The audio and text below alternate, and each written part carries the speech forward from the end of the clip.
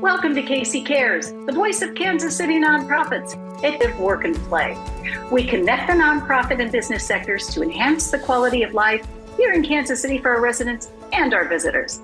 This KC Cares segment was brought to you by the Ewing Marion Kaufman Foundation, www.kaufman.org. I'm Ruth Baum-Biggis. Well, I'm excited to welcome today's guest, Mark Jorgenson, a leader whose impact can be seen all across our community. Mark serves as president of the board of directors for KC2026. Now, that's the nonprofit organization that's leading Kansas City's once in a generation, that's right, opportunity to host matches during the FIFA World Cup and much, much more. It's been a monumental effort bringing together businesses, nonprofits, volunteers, and community leaders to showcase Kansas City on the world stage. But if you know Mark, you know this is just one chapter in a remarkable career of service. After spending more than 30 plus years with U.S. Bank, he retired as executive VP and head of community banking. Mark never really embraced that word retirement, however. Instead, he's doubled down on what he's always done best, bringing people together, championing civic initiatives, and helping Kansas City become stronger for everyone who calls it home, as well as the millions of visitors who are experiencing our city. Today, we're going to talk about the excitement surrounding the World Cup, what it takes to prepare a city for this global event, and why community partnerships matter, and what continues to inspire Mark to say yes to serving Kansas City. Mark, welcome to KC Cares. It's so great to have you back. It's been a little bit. It has been a while. I need to say at the top, I really appreciate what you're doing for nonprofits. We have so many great nonprofits in Kansas City, and we're lucky that we have you and your organization helping them lift themselves up. Well, thank you so much. We appreciate that, but we appreciate you. So where to begin?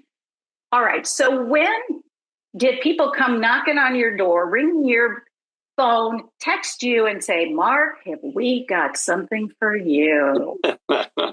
Well, it was probably close to a year and a half ago. Cliff Illig, who I've known for a long time because he was the customer. We started banking Cerner when they had 12 employees in 1983. Oh, my goodness. So when Cliff calls, I take it, although I joked with him. I said, I thought I blocked you. But then he said, hey, there's an opportunity and you're the person. I said, I don't know. And he said, well, you need to talk to Pam. And to be candid, I said, okay. And then I thought, who's Pam? and I Googled her and I said, oh, Pam Kramer. And I knew her husband. And we met over coffee. And I was really, really impressed. And I could tell you, I'm even more impressed as we've gone through this. She is an excellent leader and has organized an unbelievable team. And I'll say something about the team. We have 24 staffers that are by definition are short timers. And they're doing this. They've been doing this now for 2 years because they love Kansas City. And it's just, you can see the passion. You know, I asked one of our executive committee members asked Pam, what do you need? We're 2/3 of the way through the tournament. She goes, we need sleep. So, and they are working very, very hard. It's just a pleasure being around these people that love Kansas City so much.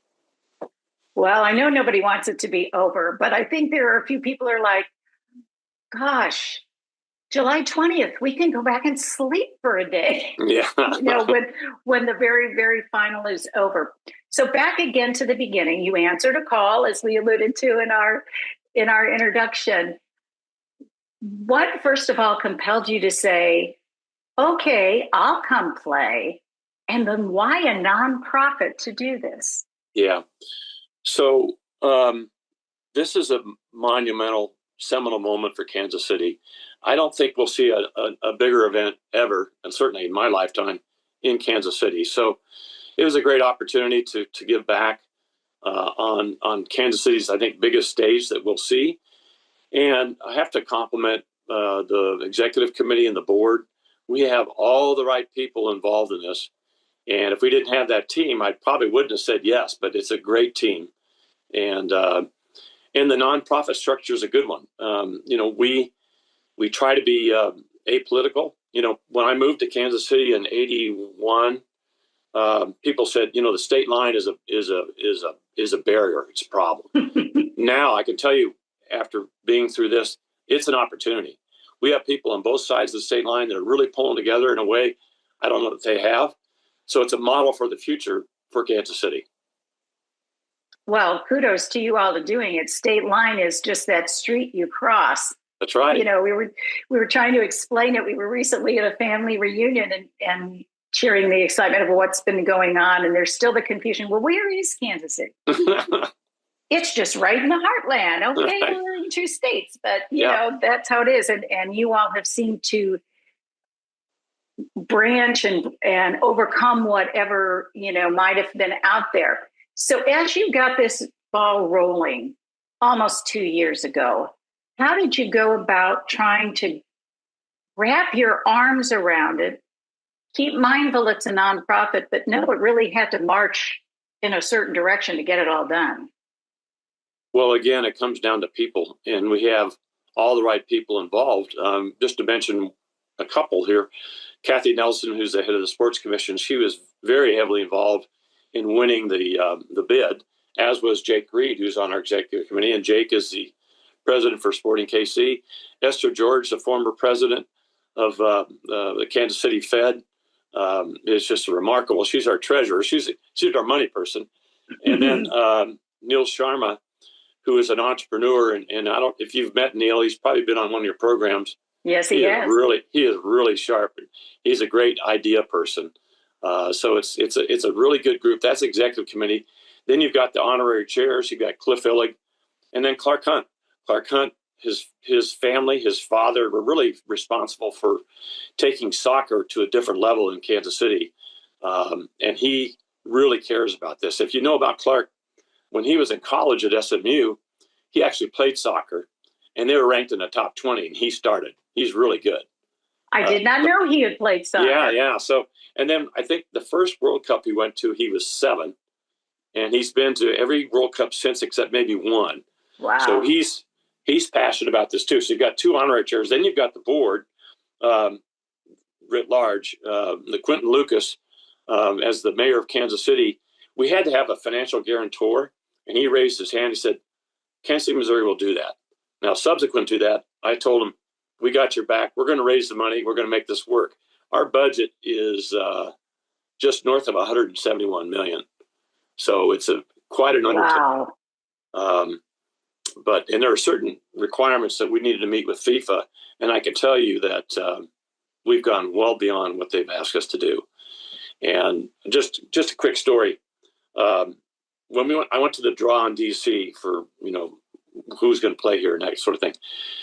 Pam Kramer, again, our CEO, was asked to go to speak to a panel of a group of other CEOs of the other host cities. She's the only one asked to do that. And the reason for that is that FIFA tells us over and over again, you guys are doing it all right. We had a meeting with 2 senior FIFA advisors, our executive committee, about 2 months ago. And I said, okay, what are our gaps? What are we missing? What do we need to do? What can we learn from other host cities? And they looked at each other and they go, said, we tell other host cities to call you. So it's, Pam and her team have done a great job. Well, kudos to you. FIFA has a reputation of being very, how do I say it, PC? They can be tough. they demand a lot, and they can be tough. That's true. That Midwest Nice must have really worked. Yeah. And I think their choice of us as a host city was validated when we had 4 teams choose to base camp here. 3 being pot 1 teams, which means roughly top 10. So number 2, Argentina, the defending champion. Number 4, England, and number 7, the Netherlands. And there's lots of reasons for that, but we're in the middle of the country. We like to brand ourselves as the heart of the tournament, and we have invested $700 million in the last 15 years in soccer infrastructure in Kansas City. So we have all the facilities. When we asked England doesn't have any matches here, but they wanted to be here. Besides those reasons, why are you here? And they said, it feels like home. Yeah. How lovely. Yep. How lovely. What a great compliment, to have from people who don't live here. Right. and don't even live on our island, so to speak. I don't know. Did you go? Did you go to the parade that the Netherlands put on in downtown Kansas City? I didn't go, but I saw it. You had 36,000 people 36,000. in orange. The largest parade they've done in the U.S., of course, the smallest host city. It was phenomenal. And I can't hardly describe it, the excitement, the emotion. Somebody asked me to boil it down to one word, and I would say joyful. Isn't it nice to have something like that? But you're making this sound so easy. I'm sure it was not. Talk about this process over the last 18 months and then the last 30 days before this all became a reality in our city. Yeah, so we would meet the board once a month, the executive committee in addition once a month, and then sometimes special meetings.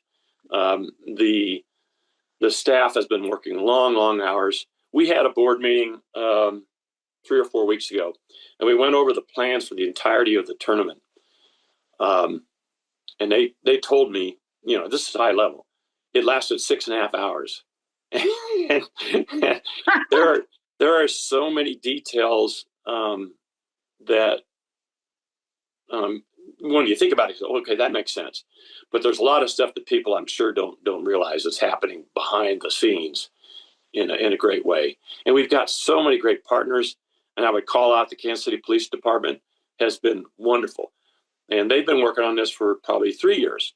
They actually had one of their folks, Major Martinez, went to some soccer games in Europe.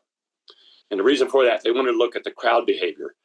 She came back here. They adjusted how they were going to provide safety security in Kansas City. And it's not just them. We have mutual aid agreements with different law enforcement agencies, including police department from Oklahoma City, as an example. I saw a bunch of them the other day down at FanFest, and we can talk about that too if you want. But from all over. And then, of course, you have the FBI, you have the Secret Service, and you have the state troopers from Missouri. Everybody's at the party. Yeah, we wanted to make sure, safety is job one. And we wanted to make sure people felt good and safe. And so if you've been to a match or if you've been to FanFest, there's a lot of law enforcement. But as Chief Graves would say, there's a lot of law enforcement you don't even see. And by the way, she's been great as well. Well, it's a good thing we don't see them, right? That's the idea. Yeah. And, the other thing, I told somebody, I said, the good news is they all kind of look bored. That's good. They do it. And as we went to the FIFA FanFest and I went by an officer, I said, I hope you have a very boring day. Mm-hmm. That's the best indicator. Good for you.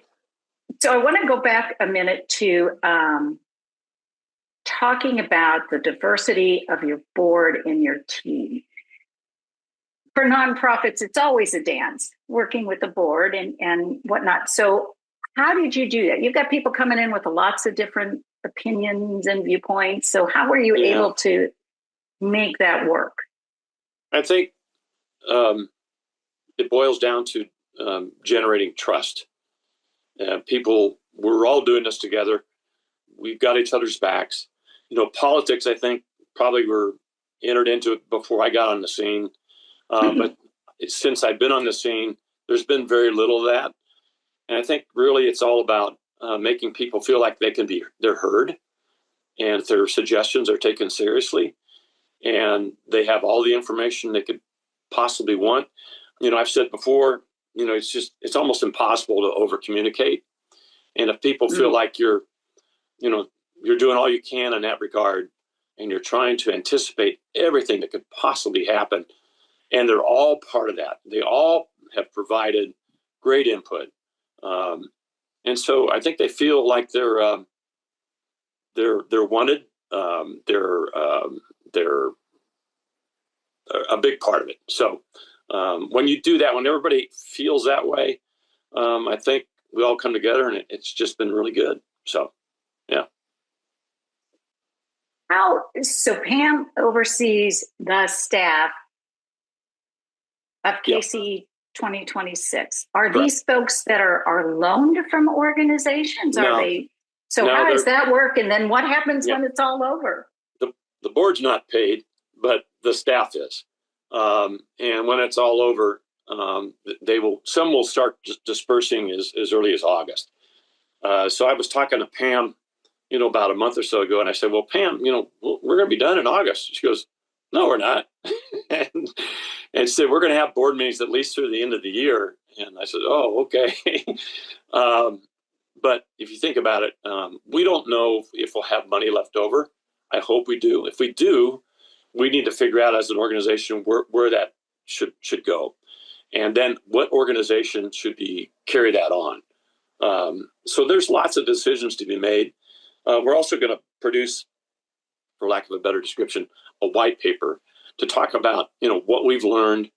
And so that when we have a, press conference or whatever with the community, we'd say, this is what we learned. So what I tell people in terms of our legacy, we build an institutional muscle. We've built a memory about how to put on big events. So we're up for the Women's World Cup in 2031, the Rugby World Cup in 2031. And I guarantee once the Chiefs' new stadium is up, if it's a dome stadium, we'll get a Super Bowl, likely get a Final Four. We're a great basketball town. So there's lots that we've learned that I think could be applied in the future. But I'd also say this, those events, while big, pale in comparison to what we're doing right now. This is one of many things that you've sat on the board for. The list is endless of things that you've touched. What's been different about this? Notably scale, I understand that, but anything else that's been different in this kind of board service versus some of the other things you've been engaged in? Oh, that's a good question. I don't know, different scale, as you say. One thing I would highlight that we're doing that nobody else is doing is called KC House. And KC House is a place on the plaza that can hold 500 people.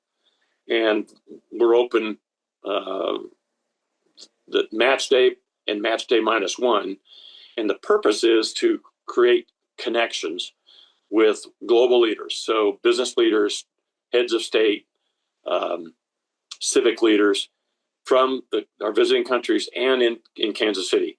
And we're seeing that. We'll have on the match day -1, we may have kind of like a TED Talk. We had something similar to that with life sciences and healthcare, which is one of the areas that I think Kansas City is very strong. To be able to highlight to these visitors, it's an eye-opener for them. And it goes back the other way, too. About 2 months ago, we met at Populous with a contingent from the Netherlands, and they had 7 tech companies talking about what they can do or what they are doing.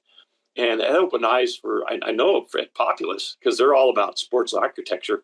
There are things that they brought to the table that I'm going to bet that they weren't aware of.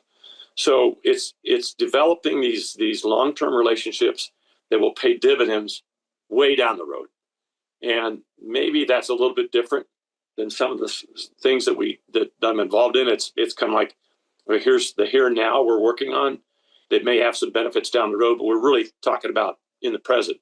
This we've spent probably as much time thinking about what's our legacy, what's our sustained positive impact for Kansas City, for its citizens going forward.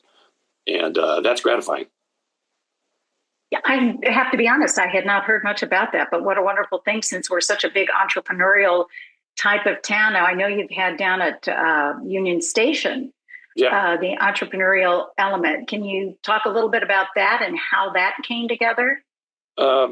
Actually, we're not involved with that. That's the genius. Oh, okay. That's the genius of George Costello. I remember the former head of Hall family, Bill Hall, told me, he said, boy, he's a marketing genius. Yes, he is. But I would say this about KC House. I don't know if I said it, but we're the only host city that's doing anything like that. That's amazing. Yeah. What a great connection for business folks in our town. And then from around the world to make the connection here and see, hey, there may be a lot of dissension in the world, but heck, there's ways we can all work together. I want to go back for a minute, if we can, and talk about FanFest, because I think for a lot of people that has been the real forward-facing element for World Cup. Crafting and pulling all that together, what's that been like? Yeah, it costs a lot of money. Mallory Cage, Mallory Cage on her staff that's kind of her baby, and she's just been really, really good. I've had the privilege of going to a couple Super Bowls, and they have these wraparound activities, and I tell people, this is better.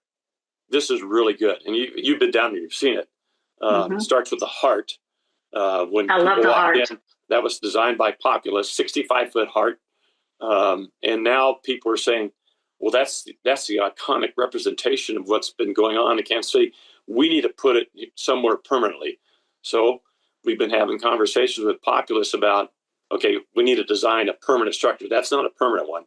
It's built to withstand like 90-mile-an-hour winds, but it's not built to last years. So we're talking about that right now. But as to FanFest, there are some host cities that didn't do any, which is, I think, ridiculous. What a lost opportunity. And we're one of the few that's free. Now there's some paid sections you can go to, right? But to be free is really incredible. And then when you think we've got all these performers, Sheryl Crow, I know that name. Florida, I also knew that name, believe it or not. I did not know the Chainsmokers. I did go down for that concert. That was incredible. We were there. Yeah, the whole place was packed. People were jumping up and down. People that are about 30 years younger than me. It was really good. And then we have the last day of our quarterfinals, July 11th, and we have the All-American Rejects. And I have no idea who they are either, but everybody, when I talk to people that are younger, they're really good. So, but that's FanFest, and of course we've had different themes throughout the tournament. So my favorite is the dog days. We had 3 dog days, and we did it in conjunction with another nonprofit, KC Pet Project, and so people had the opportunity to adopt, that kind of thing. But also one of our host city supporters is Purina. So what a great marriage there. And the first, I don't know how the second day has gone. I think we have one more. The first day I asked Pam, well, how many dogs showed up? She said, oh, more than 1,100. So, and they're cool dogs. Yeah. So here's the other thing too. Since you've been down there, you've seen it, but it's a melting pot of cultures. Yes. Believe it or not. I observed that as well. We when we register people, we ask where they're from. 178 people from 178 countries have signed up for FanFest. There's only 195 countries in the world. So it's amazing. And again, it's Kansas City's opportunity on the world stage. All right. I have to ask though, nonprofit leaders, business leaders, doesn't matter who you are, but we're talking nonprofits. What has kept you up at night and what has allowed you to sleep during this whole process? What's allowed me to sleep is that we've got exhaustion. Yeah, too, but just the planning, the extensive planning that's good. And we can't anticipate everything, but I have confidence in the team that they're so nimble they can adjust. So we had some criticism the first day. Our transportation system is really extensive, and you mentioned FIFA earlier. I think they would admit that they were part of the problem.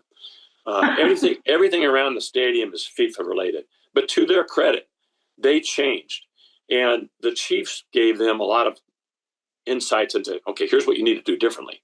Mm-hmm. And so the second match, we got a lot of compliments. And I told Pam one of the things that she said to the press I really appreciated. She goes, well, that's great, but we can always do it better. So, when I was in banking, the best performers, I don't care, they had a blowout year, they were never satisfied. She's not either. Neither is the team. Mm-hmm. So the next time, it was even better. And the next time was better. So we have 2 more matches. One's on July 3rd, Colombia versus Ghana. Then we have the quarterfinal. I have to say, we were somewhat rooting for quarterfinal between Argentina, who's favored to be there, and Portugal, who was favored to be there. But Colombia outdid them in their group stage. So it's going to be maybe Colombia versus Argentina. But if it had been Portugal, I've been telling people that's, Ronaldo versus Messi from Argentina. Oh, my gosh. And FIFA told us that, there would be 1 billion people watching that match. And there's 7 billion people on the planet. So, but still, there's going to be, a quarterfinal. To have that in Kansas City is another testament to at least the confidence that FIFA has in us. And, I think we work very well with them and have appreciated what they've done to help us get to where we need to go. Well, you mentioned a little earlier, and we have only a few minutes left. What is the legacy? What happens after this to the organization and other things that may come into our community as a result? Yeah, that's a good question. That'd be something we'll be wrestling with for months afterwards. And Lisa Hansen is our attorney from Lathrop. She has said that we may even meet into the first part of next year, but we will eventually dissolve. But we want to make sure that we leave things. There's old. I'm an old. I'm old Eagle Scout, and we always said leave the campsite better than how you found it. So we want to leave everything better going forward, so we can launch different things to help Kansas City going forward. And so, as I said, it's hard for me to say what it's going to look like. Will there be other nonprofits springing up? I don't know. Sometimes I think, we have nonprofits that are already existing that we need to utilize them as, to the extent that we can. Sometimes we have nonprofits that are doing kind of the same thing. Well, let's work together. So, yeah. This just must be so fulfilling to have been part of this. And even though we have a little bit more left to go, any quick word of wisdom to a nonprofit leader, having done this biggest thing ever? Yeah. Words of wisdom, I'd say listen to your constituency. Never get divorced from the mission of what you're about. How can you, as I said earlier, how can you always get better? Always look to get better. And then the other thing too is look at your people. How can you develop them to be the best they could possibly be? And don't be afraid to make changes if you don't have the right people on your team. It's not fair to the team if you don't have that. It's not fair to the people you're trying to serve if you don't have that. So, like I said, we've been blessed with a really good group of people to move this forward for Kansas City. And it's, as you say, it's been very satisfying. And I'll come back to the word that I think, encapsulates the whole thing, and that's joyful.